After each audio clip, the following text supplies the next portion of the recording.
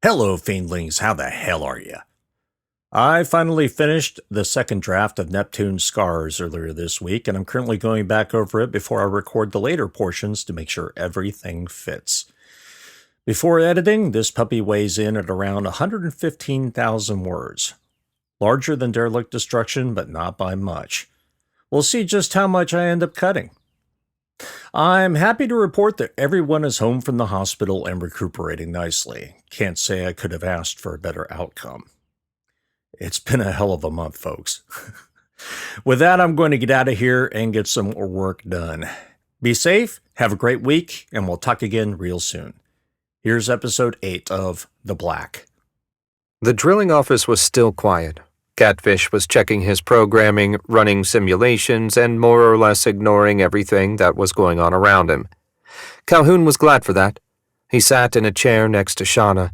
Chemical analysis and figures regarding gravity, humidity, and viscosity filled her screens. When he'd searched for her in the lab, he'd found it a mess.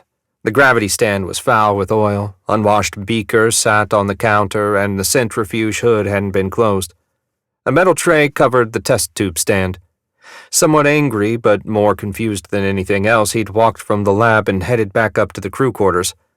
When he'd reached her room, he banged on the door with his huge hands. It had opened slowly, Shauna staring at him through the crack. Calhoun took a deep breath and forced himself to keep his voice barely above a whisper.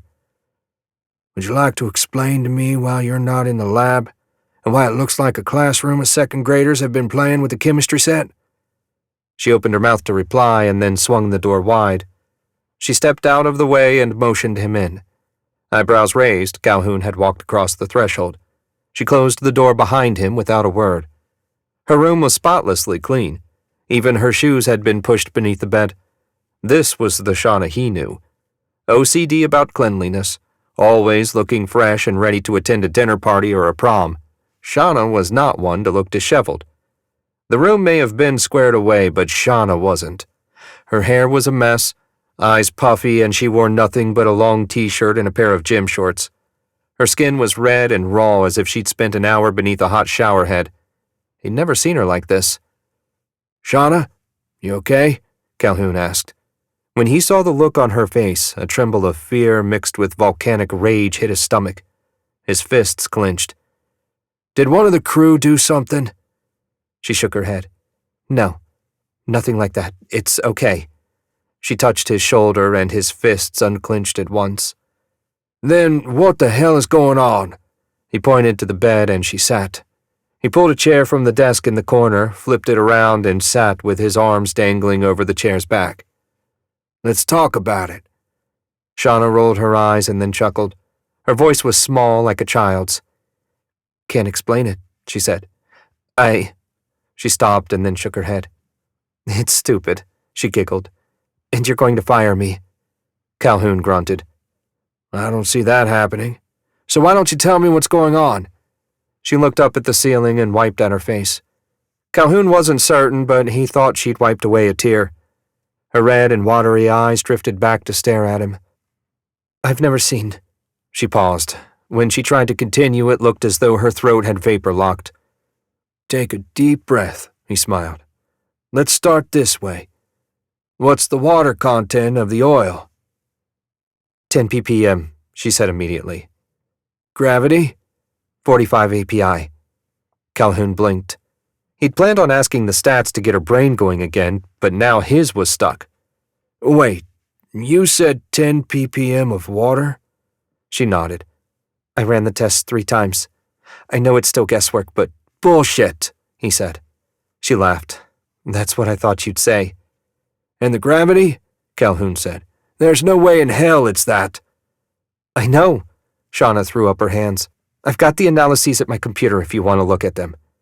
"Is there any way you made a mistake?" he asked. "Sure, of course." Her fingers clasped together in a giant fist. "But I ran them multiple times and followed the same procedure every time.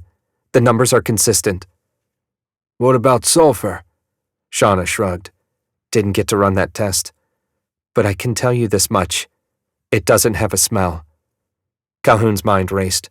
The figures she cited weren't just improbable, they were damned near impossible. Oil without the stench of aromatics? He'd never heard of crude that sweet or clean, especially offshore. If she was right, they'd struck more than a gold mine. It might as well be an ocean floor filled with diamonds. That's incredible. She nodded. That's not all. She stood from the bed, walked to the porthole, and looked out over the ocean. There's something in the oil. Well, yeah, I expected that. He turned his head and felt like a lech. He could see her perfectly shaped ass through those shorts. What's the ratio? Shauna shrugged. Didn't finish the analysis. Calhoun raised an eyebrow. You didn't? She turned to him and leaned back against the bulkhead. No. She laughed and her voice shook. I got a little wigged out. Wigged? It's stupid, she said. It's a fucking hydrocarbon and it freaked me out. Calhoun flinched in his chair. He'd never seen her act like this. Cursing, yelling. What the hell was going on here? Shauna, calm down. I am calm, she said. I can't explain it. It makes no sense. Okay, he said and stood. Get dressed. You need a spot of lunch followed by an old man's ear. He headed to the door and opened it. I'll be waiting outside. I'm not? Yes, he said, turning around. You are.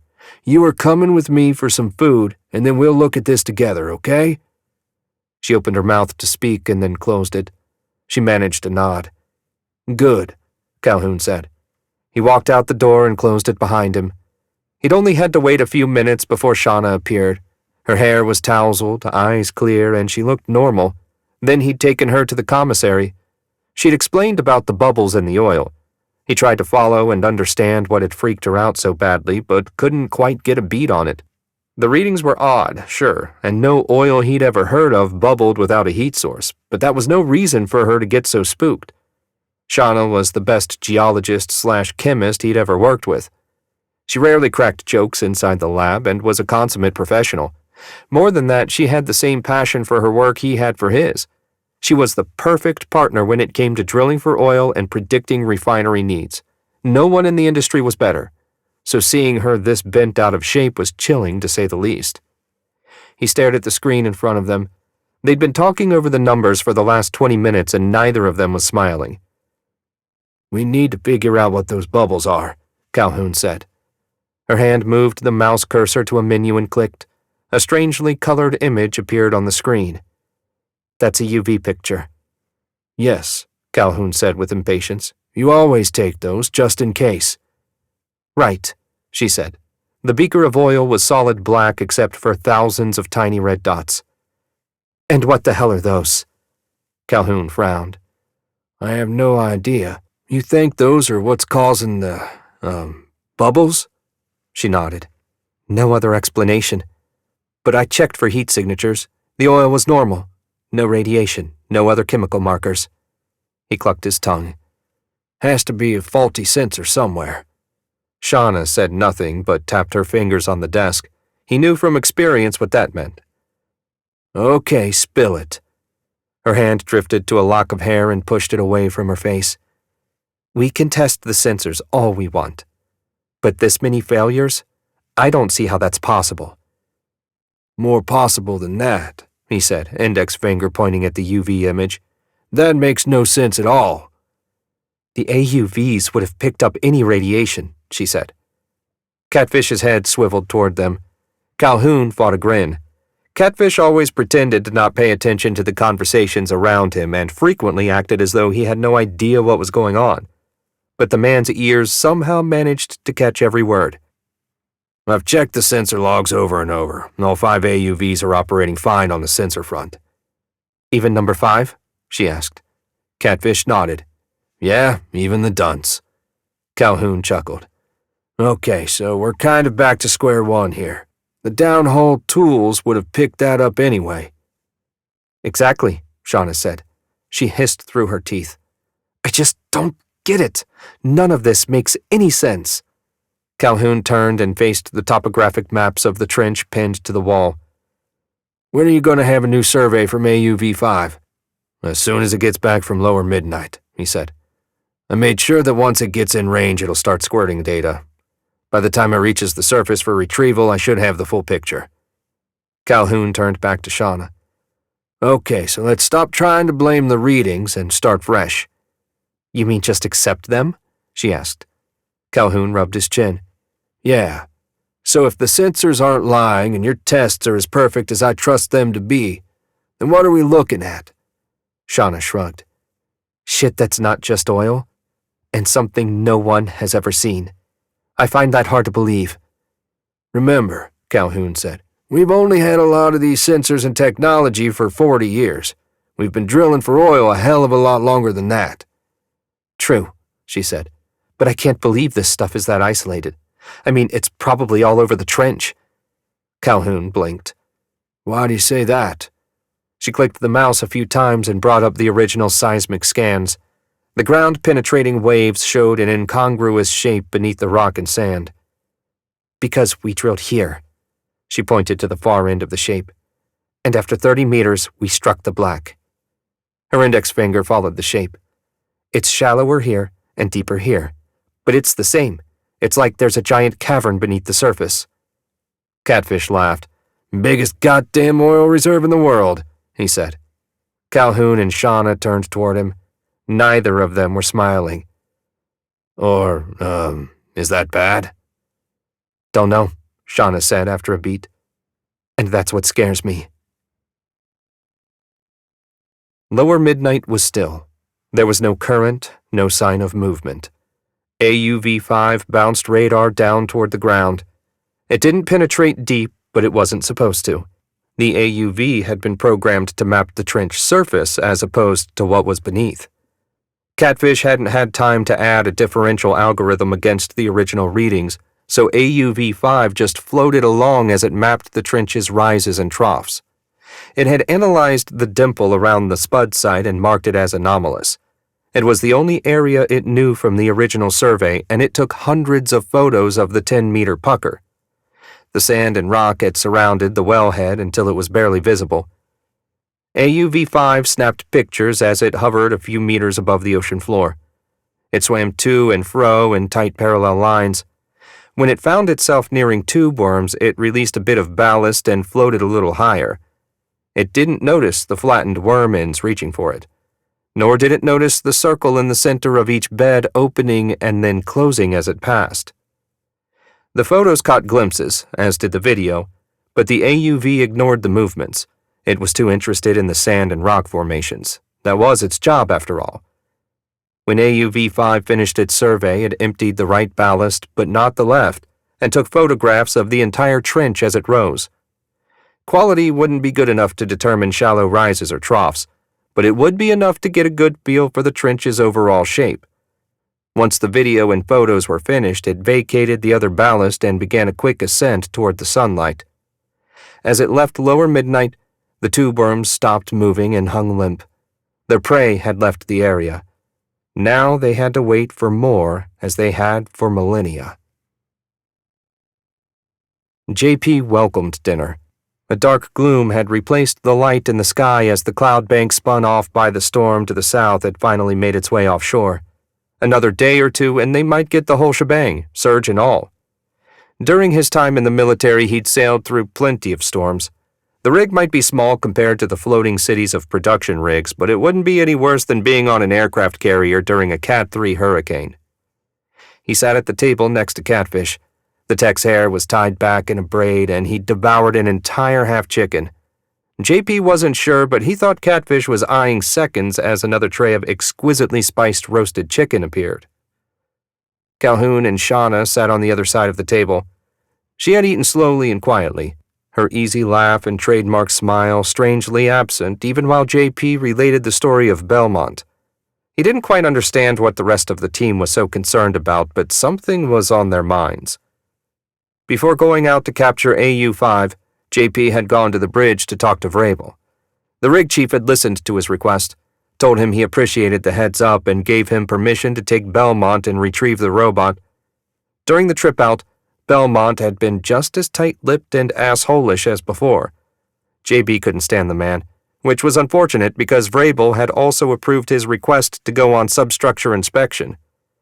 JP hadn't realized it before, but Belmont was also the diving team lead. It was going to be a long few days. If the storm came at them, the diving would have to wait. No one wanted to be in the water during 20-foot swells. "So," JP said. All three of his team looked up from their plates to him. "Want to tell me what the hell's going on?" Shauna shrugged. "We told you. It's strange. Very strange." Catfish took a sip of water, seemed to wince, and then put the glass back on the table. "Beyond strange. I get that the oil is, well, unusual," JP said. "Try the word unique," Calhoun said, "and that's the least of the problem." "What problem?" JP asked. "We got a huge oil reserve down there. We didn't have any problems with the test well. The helo is on its way to pick up the sample. I mean, isn't this what we wanted?" "And the ocean floor is changing," Catfish said. JP blinked. "What?" He turned to his friend. "What do you mean, changing?" "I mean," Catfish pushed away his plate, "our topographical survey is fucked. It's way wrong. Number 5 took a new survey. It's subtle, but it's different, especially around the wellhead." The diver studied Catfish's face for any kind of tell. All of this had to be a joke. They were obviously fucking with him. JP broke into a giggle. "Something funny?" Catfish asked. His face was stone. JP's grin faded. "You're serious?" Catfish threw his hands up in the air. "That's what we're trying to tell you, asshole. This isn't some goddamn joke. Something's going on down there. Something," he pointed at Shauna and Calhoun, "they can't explain, and I sure as shit can't." The diver locked eyes with Calhoun. "Can't we send the maps to PPE, ask them what their experts think?" Calhoun laughed and nudged Shauna. "She is PPE's expert," he said. "What you mean is sending these images back to shore for a volcanologist to take a look." JP's eyes widened. "Vulcan? You mean we have a goddamn volcano down there?"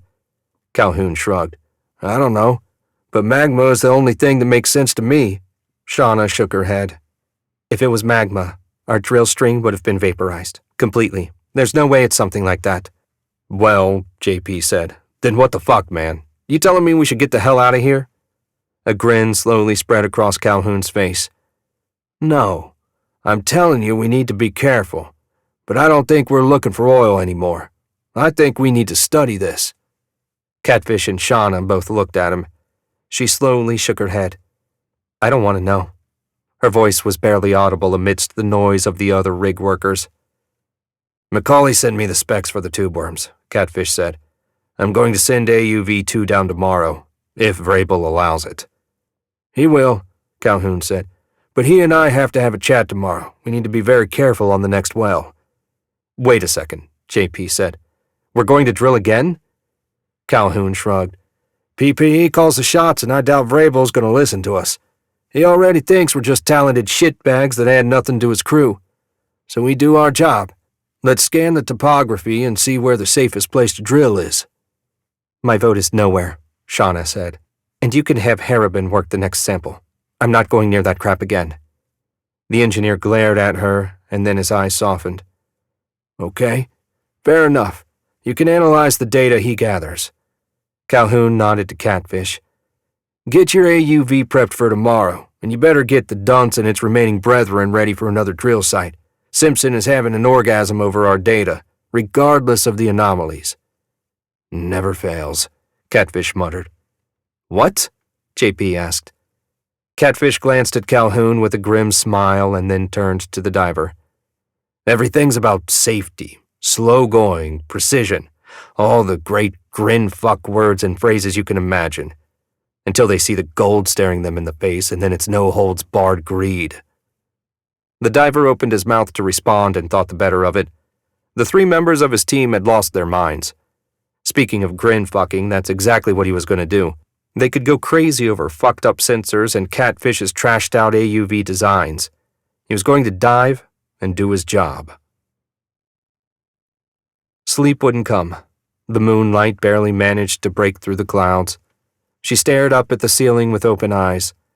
Shauna was tired, no doubt about it, but that didn't mean she could turn off her brain.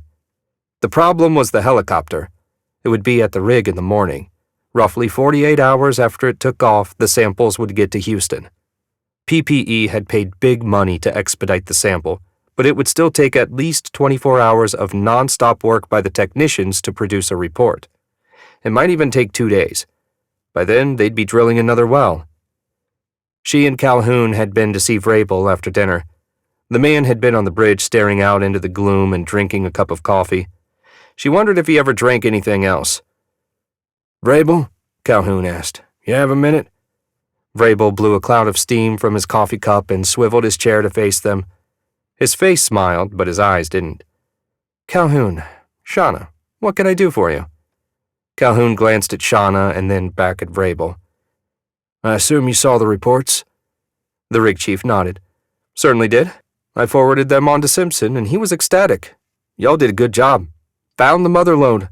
Or at least you will have once the lab gets a hold of the sample." Shauna gulped. "So it's going to Houston?" "Simpson reserved a chopper the moment he heard we had brought up a sample." Vrabel pointed at her. "You should be proud. Harabin tells me you're the best he's ever worked with, and obviously the geology was dead on." Calhoun chewed his lip. "Right." He cleared his throat. "Did you actually read the entire report or just the statistics and chemical compositions?" Vrabel's smile disappeared. The hard look in his eyes intensified. "I read the whole report," he said in a monotone, "and I can't tell if you people are just out to sabotage me or yourselves." He leaned back in his chair. "PPE is convinced your sensors are wrong. Maybe they were damaged in transit, or maybe there's something down there interfering with them. Bottom line," he said, "we don't give a shit." He smiled at Shauna. "Pardon my language." Lips in a thin line, Calhoun spoke in a clipped cadence. "The sensors are not wrong. The analysis is not wrong. We need to be careful if we're going to drill a new well. Very careful." "Wouldn't have it any other way," Vrabel said. His smile was back and his eyes had softened. "Tomorrow we'll be setting up for another well. Do you have a mark yet?" Calhoun and Shauna exchanged a glance. "Yeah, we do. It's the layer that's deepest as far as the rock is concerned." Vrabel cocked an eyebrow. "Why wouldn't we go where it's thinnest?" "I'm concerned about gas pockets." She hoped the lie sounded better than she thought it had. "We may have gotten lucky with that first well, but the pressure was pretty extreme." The rig chief sipped his coffee and looked past them toward the topographic map on the wall. "Show me." She stared at the map. She studied it for months before the rig was even constructed. She knew every line, every hump and valley in the entire trench. Or she had. She remembered the coordinates she and Calhoun had agreed on. She stabbed a finger on the map. "Right here." "And that's the deepest surface layer?" he asked. "According to the surveys," Calhoun said. "Even the revised survey suggests it's the deepest." "Okay," Vrabel said. "Send the location to Gomez and he'll start prepping things." He stood from his chair and placed the coffee cup on the console. "Now, if you'll excuse us, Shauna, Mr. Calhoun and I need to have a private word." She'd stepped out of the hatch and closed it behind her. After a few moments, it opened and Calhoun stepped into the hallway. His face was flushed and a vein in his temple throbbed. "Asshole," he said as he walked toward the staterooms. "What'd he say?" Shauna had asked as she fought to keep up. Calhoun had slowed his fast walk and then stopped. He turned to her, his face a rictus of anger. "I think you need to join me for a cigar." Shauna rolled over on the bed and tried to get comfortable. Staring at the ceiling wasn't shutting off her brain. She tried to find the sounds of the ocean below the hum of the rig's generators, but she couldn't. Every time she closed her eyes, she saw the bubble in the oil. What about the filters in the gravity stand? The dense paper had been designed to filter out anything in the liquid. But besides a film of black, they were empty. Worst of all, the porous material looked like it had been shot with BBs. Calhoun had helped her clean the lab, and it wasn't until that moment she was certain he believed everything she had said. Not only that, but he looked scared. She was glad she hadn't been the only one. They'd handled every bit of cleaning while wearing all the safety gear they could find. The idea of the black liquid touching her skin had made her shudder while they ran chemical baths and did their best to remove any trace of the black. The beaker and the test tube? Calhoun placed those in the sample closet after putting stoppers in both.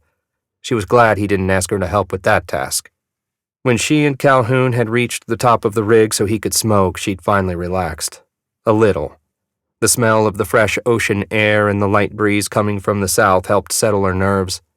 In the red, flashing lights of the helipad, Calhoun had lit a fresh cigar using a torch. "What did he say?" she asked. Calhoun blew a thick cloud of smoke into the air. The breeze quickly decimated it into a memory. "He's petitioned Simpson to take me off the rig. You as well." She blinked. "What? Why?" A malevolent smile crossed his lips. "Because." He took another drag on the cigar, the smoke flowing out of his nostrils like an angry dragon. "He believes the two of us are no longer essential. After the report, he feels we will only serve to hinder future exploration." "Hinder? How the fuck would we hinder?" He laughed, and another gout of smoke filled the air before disappearing into the wind. "By spreading rumors that something odd is going on down there, he assured me that he would proceed with all caution. Fortunately for him, I believe him. He won't put his people at risk if he knows there's an issue." "There is an issue," Shauna said. "Shifting floor, oil that doesn't act like oil, new species of tube worms. I mean, what the hell else does he want?"